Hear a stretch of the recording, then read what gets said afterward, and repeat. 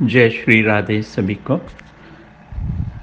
पूज्य डोंगरे जी महाराज श्रीमद् भागवतम में बता रहे हैं कि राजा भरत ने मरने के बाद मृग का जन्म लिया और उसके बाद अब उनका अंतिम जन्म हुआ एक ब्राह्मण के घर में। अब भरत जी ने निर्णय ले लिया कि मैं किसी से बात नहीं करूँगा, जैसे मेरी आसक्ति किसी से भी ना हो। जो सांसारिक लोग थे वे भारत जी को नहीं पहचान सके और ना तो उनके भाव को जान सके, तो इस जन्म में उसे जड़ भरत के नाम से पुकारते थे। लोग जड़ भरत जी को मूर्ख मानते थे और भरत जी सोचते थे कि इसमें बुराई भी क्या है।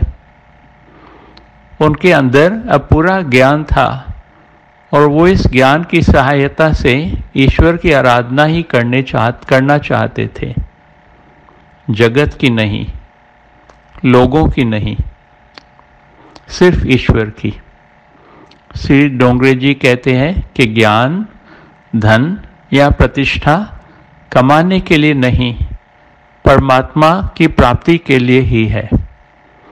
जड़ भरत जी ने दृढ़ निश्चय ले लिया कि अब की बार मैं किसी से बात तक नहीं करूँगा, तो किस में आसक्ति भी नहीं होगी। यदि अब बातें करूँगा तो सिर्फ प्रभु के साथ। श्री डोंगरे जी कहते हैं कि वाणी और पानी, इन दोनों का दुरुपयोग जो करता है वह ईश्वर का अपराधी है। और अंतकाल में वाणी ऐसे मनुष्य से विश्वासघात करेगी।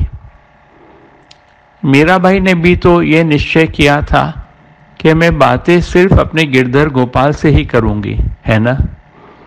संसार के लोगों या रिश्तेदारों को मनाने से क्या लाभ होगा।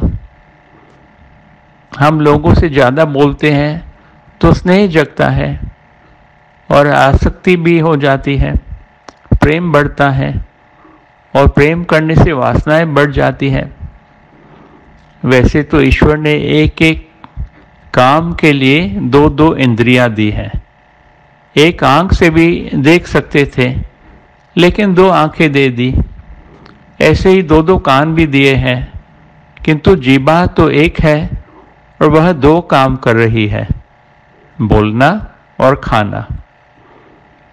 इसलिए डोंगरे जी कहते हैं कि जीभा पे कुछ अंकुश की आवश्यकता है।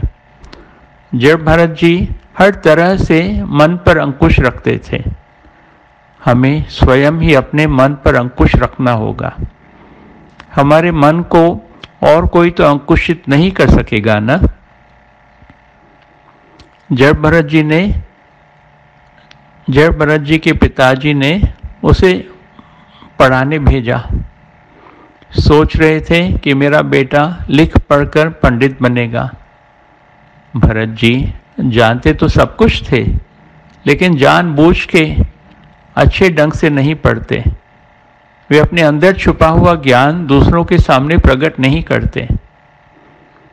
अगले एपिसोड में जड़ भरत जी की दिव्य कथा को आगे बढ़ाएंगे। जय जय श्री राधे, जय श्री राधे।